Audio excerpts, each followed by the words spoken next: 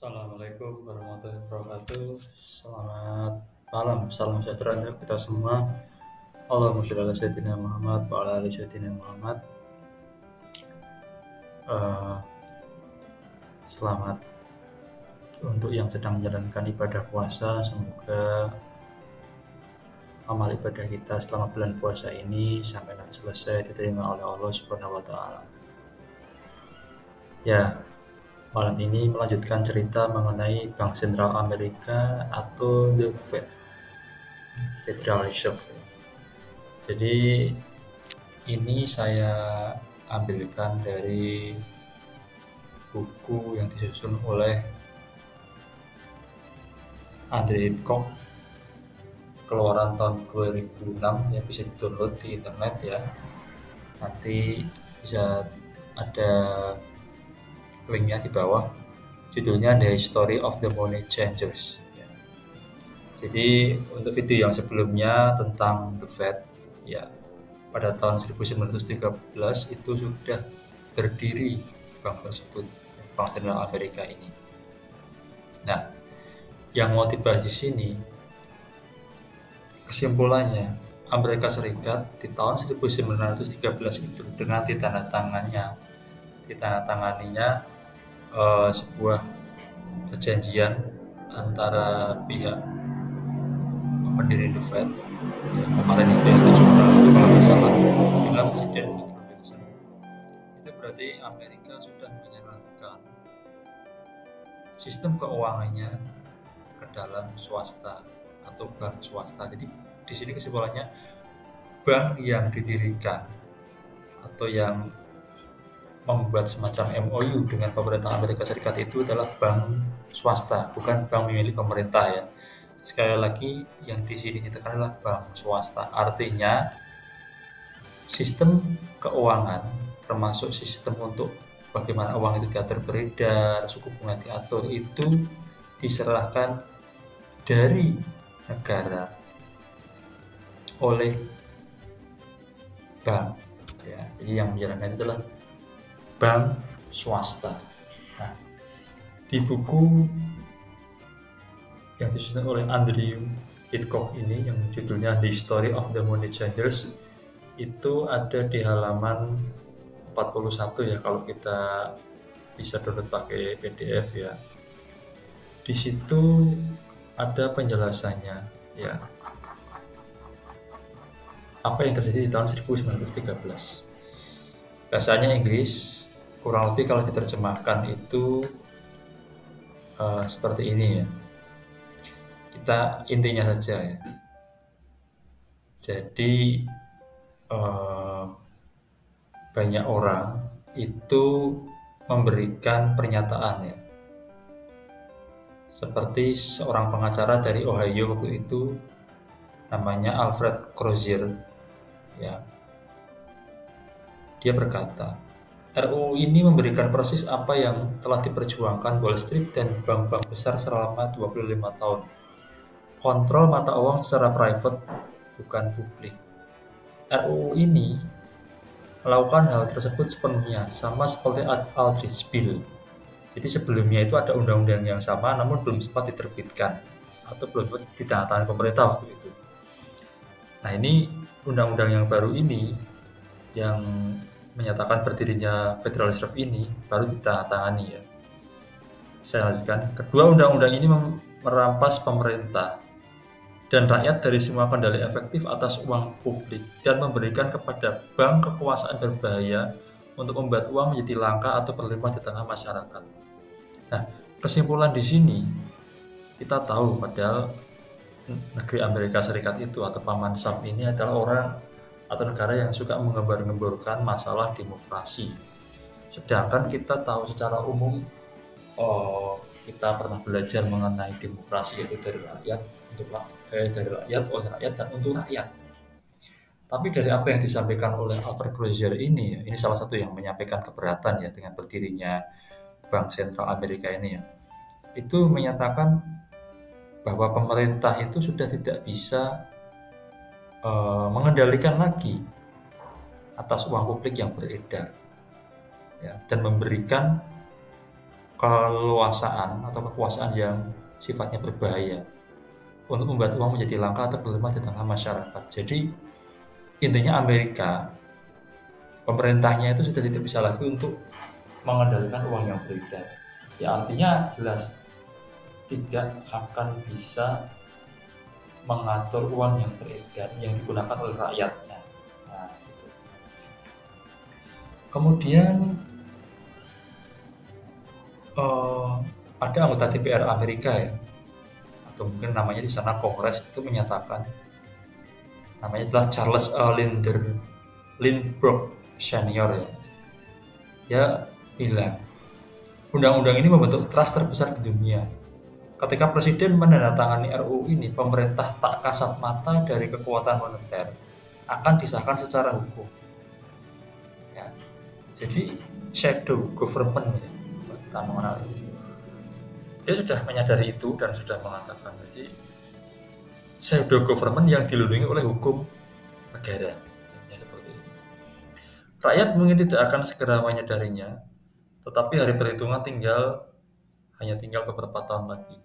Kejahatan legislatif terburuk sepanjang masa telah dilakukan melalui undang-undang perbankan dan mata uang ini. Ya, jadi jelas ya ada shadow government yang mengatur pemerintah Amerika Serikat di balik layar. Jadi yang bisa kita ambil kesimpulan apa? Negara sebesar adidaya, sekuat Amerika saja yang dia kepala kuat di dunia ya, atau adidaya, itu masih ada shadow government-nya.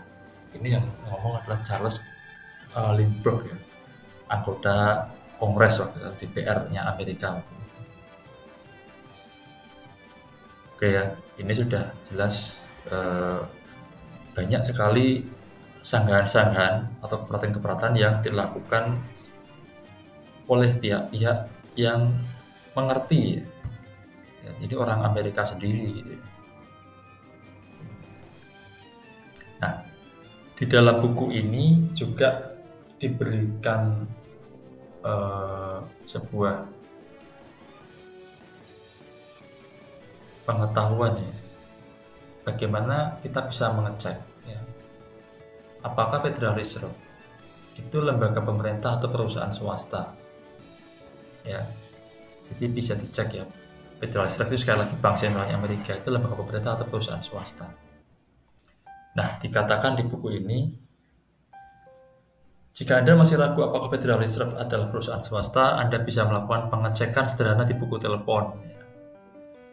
Waktu itu ya, tahun 1913 itu ya, atau mungkin ketika buku ini diterbitkan ya, tahun 2006 tadi ya. Ya, dicek di buku telepon, tahunya buku telepon Amerika ya. Nah, mungkin kita tidak akan menemukannya di daftar pemerintah ya, di bagian pemerintah. Tapi kalau mencari di bagian bisnis, Anda akan menemukan terdaftar di sana. Nah, di buku ini juga dikatakan bahwa Federal Reserve itu sebenarnya dimiliki oleh beberapa bank berikut ini ya. Disebutkan saja jam banknya ya.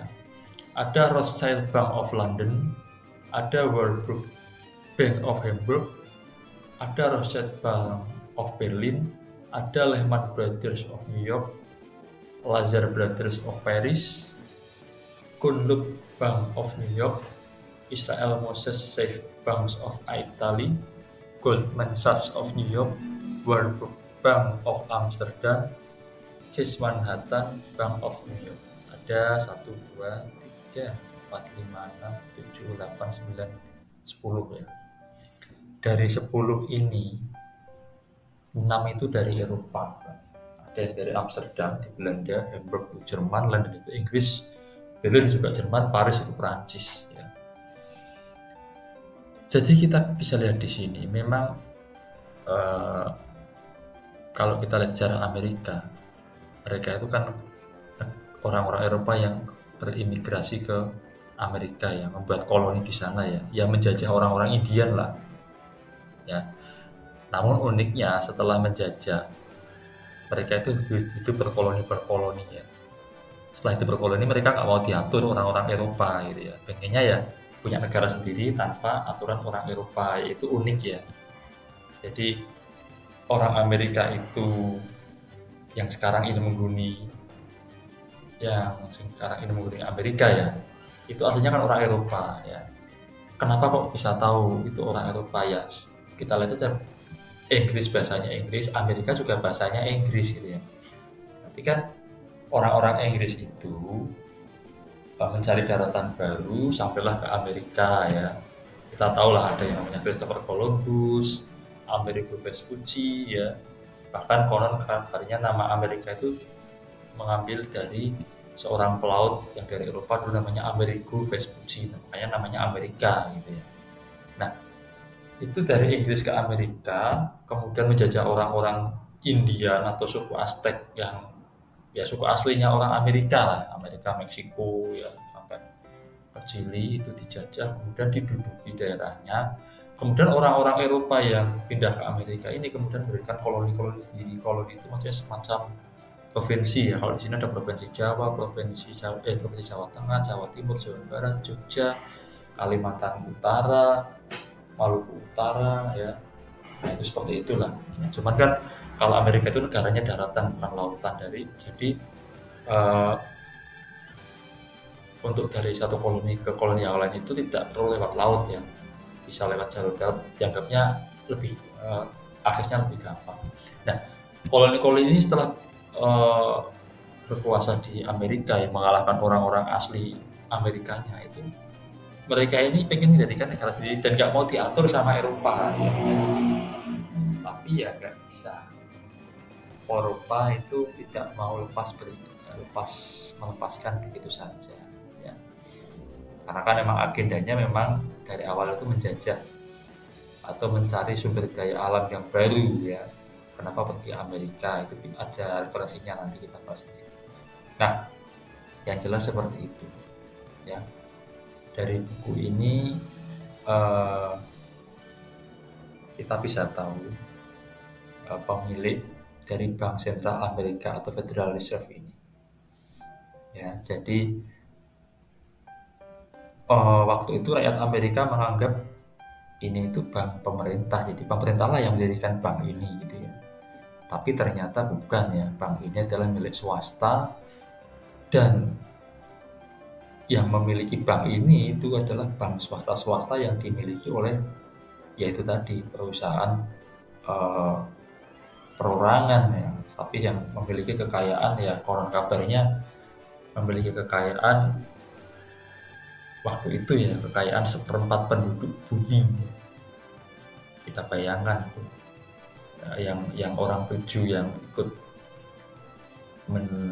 menyusun kerangka berdirinya Federal Reserve di Pulau Jekyll itu orang 7 atau orang 8 ya, masalah itu kekayaannya 1/4 penduduk bumi waktu itu, konon kabar.